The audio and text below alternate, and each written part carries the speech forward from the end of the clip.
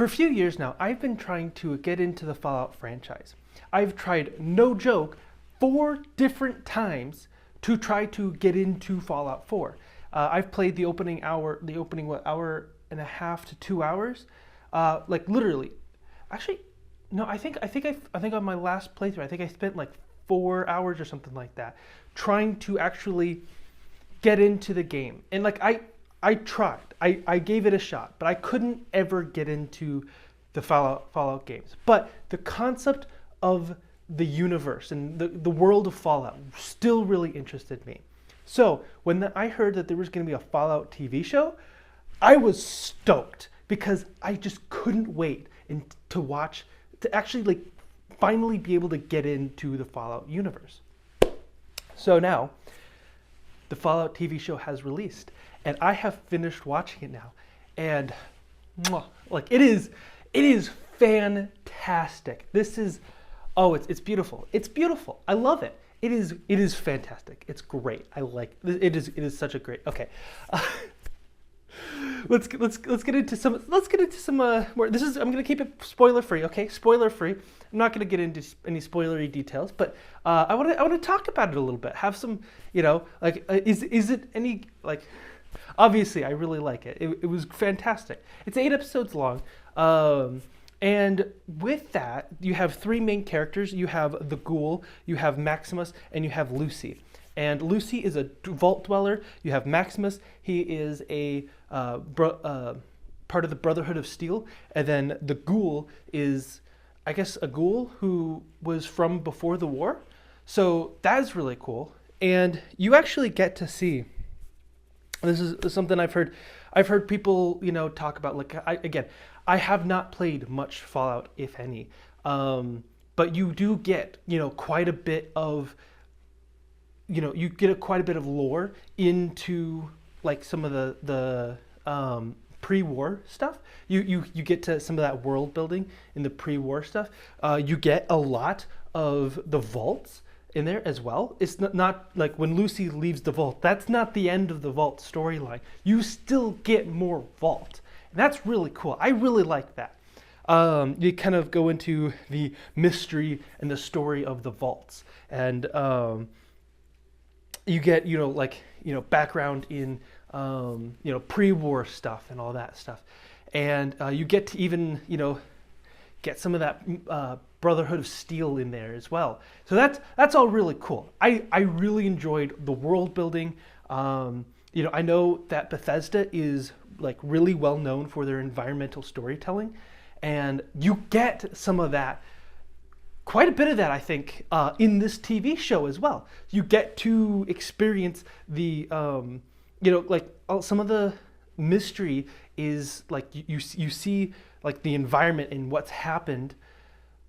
And it kind of creates this mystery, and it's like, what's going on? And then they slowly reveal it throughout the season, and I think it's fantastic. It's great. I'm expecting. I'm really hoping that there's going to be a season 2, because I will absolutely be coming back in to watch season 2 of this. This is an example of them doing a video game adaptation right. Because the characters are on point, the world building is on point, and as far as I can tell, with my little limited knowledge of the Fallout universe, it does seem to be very accurate to the Fallout universe as well. From what I've heard, this is supposed to take place in the same universe. It's not like an alternate universe or anything like that to the Fallout games. So it's supposed to take place in the same time. From what I've heard, I believe it's 2298, 2299, I think is around, or 2297. I think it's 2297 is the year this takes place. From what I've heard, it takes place after Fallout New Vegas and I believe Fallout 4. I don't know when those actually took place. That's just things that I've heard. So if you're a fan of the Fallout games, if you've played them all, you might know kind of those answers. But I mean, from what I've heard, everything I've heard, I haven't heard anything about anybody talking about like this is like a wildly inaccurate show. Granted, I also haven't heard much people talk about this at all, especially from any of the gaming YouTubers I watch who play Fallout and really enjoy it, I haven't actually seen a review from them at all. So I have no idea if this gets like super wildly inaccurate or anything like that. But I can say that it is a very intriguing show. If you don't know anything about Fallout, perfectly fine, because it builds the world out for you. It doesn't like rely on the knowledge of the games, and also it's its own story. So it's not an adaptation. So it doesn't suffer from the adaptation or adaptationitis, I guess you could say, where it like you're comparing it to like whatever it's adapting. So like that's all fantastic. It is fantastic stuff. And this is a show where they actually write really good characters as well. Just plain and simple. I think all three main characters are very compelling, very interesting. I think you would think the Ghoul is a villain in this story. Not really. I think it's interesting because a lot of these characters, they're not one note. That's a great thing. It's they're not one note. They're not, you know, the characters aren't like, oh, this one's the good guy and this one's the bad guy. They all have their intricacies and everything like that. And then of course the mysteries, and you know, if you've played Fallout games, you know that things aren't so simple with the vaults. It's not just a very simplistic thing. And of course, going into it, you know, you kind of think, oh, maybe there's something. You kind of know there's going to be something that's up, and you know, but of course you don't know anything. You just kind of think, oh, maybe there is, but it's kind of really unassuming at first. So yeah, honestly, really enjoyed the show. I think I probably give it like a 9 out of 10. Honestly, I think this was fantastic. It was super well written, super intriguing. This is the kind of show that I'm just really glad I watched it. You know, it's like yeah, that's the stuff. You know, so I think yeah, I love the